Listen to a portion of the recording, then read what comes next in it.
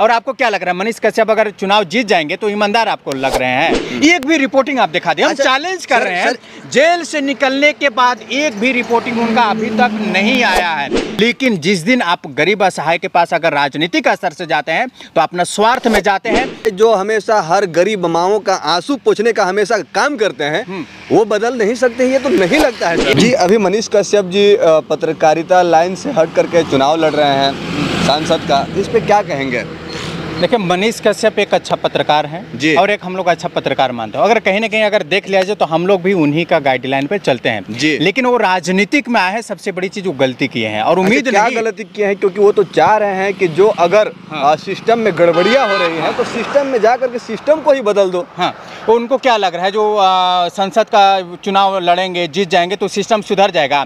आज का डेट में भ्रष्टाचार एक सिस्टम बन चुका है। जब तक आप चढ़ावा नहीं चढ़ रहिएगा आपका काम होगा नहीं। और आपको क्या लग रहा है मनीष कश्यप अगर चुनाव जीत जाएंगे तो ईमानदार आपको लग रहे हैं? बिल्कुल ईमानदार लग रहे हैं, इसलिए ईमानदार सुनिए इसलिए ईमानदार आपको कह रहे हैं वो सिर्फ अपने चैनल पर आते हैं तो ईमानदारी ढूंढते हैं। जब हम ईमानदार हैं, हम गरीब और असहाय लोगों का मदद करते हैं और मदद करते भी, ऐसा नहीं है जो मदद नहीं करते हैं। लेकिन वो राजनीतिक में जिस दिन आ जाएंगे वो राजनीतिक में इस कदर भीग जाएंगे, भ्रष्टाचार उनके अंदर भी ये आ जाएगा। ये वीडियो क्लिप जो है आप काट के रखिएगा, क्या आप भी देखिएगा। क्या आपको लगता है जो हमेशा हर गरीब माओं का आंसू पोंछने का हमेशा काम करते हैं वो बदल नहीं सकते, ये तो नहीं लगता है सर? एक नेता जी कभी भी किसी माँ बहन का अगर आंसू पोंछता है तो उसके पीछे स्वार्थ छुपा रहता है।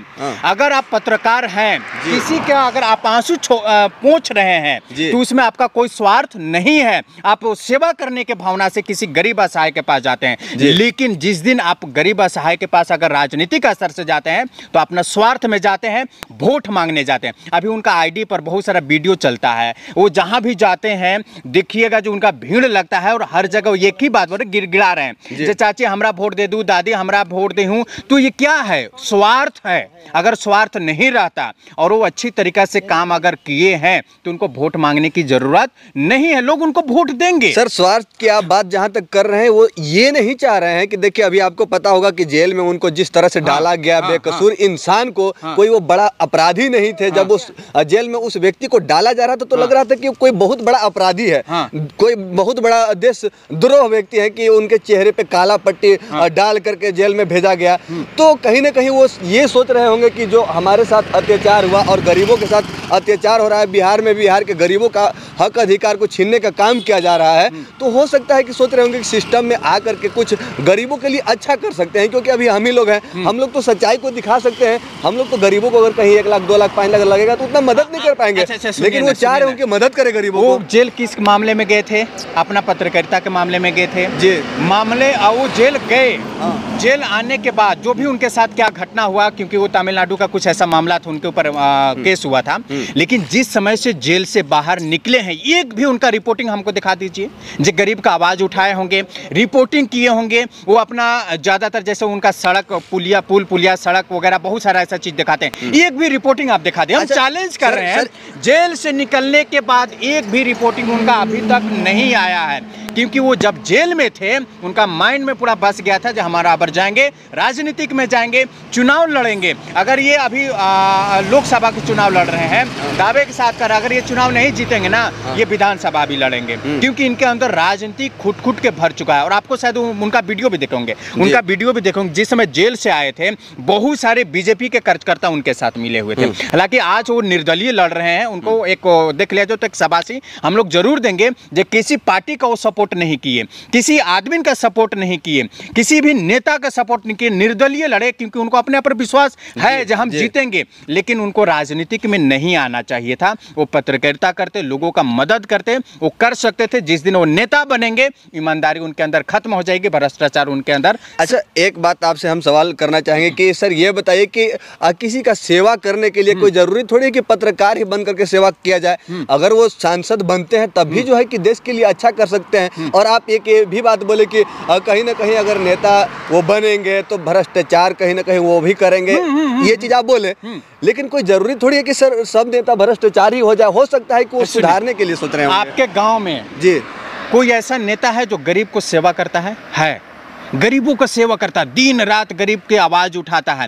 लेकिन गरीब आदमी दिनों दिन गरीब होता है, लेकिन जो आदमी समाज सेवा करता है, जो सामाजिक आदमी होता है, जो नेता है, दिनों दिन वो बड़ा क्यों होता है? आप गरीब का सेवा कर रहे हैं ना, तो आपके पास पैसा कहाँ से आ रहा है? आप गरीब का कहीं ना कहीं हक मार रहे हैं, कहीं ना कहीं गरीब का आप उसका जो निवाला है आप छीन रहे हैं। आपके पास जो आप सेवा कर रहे हैं, आप सेवा कीजिए, लेकिन एक गरीब आदमी धीरे धीरे गरीब होते जाता है, समाज सेवा करने वाला इंसान धीरे धीरे बड़ा आदमी बनता है। तो इसका रीजन क्या है?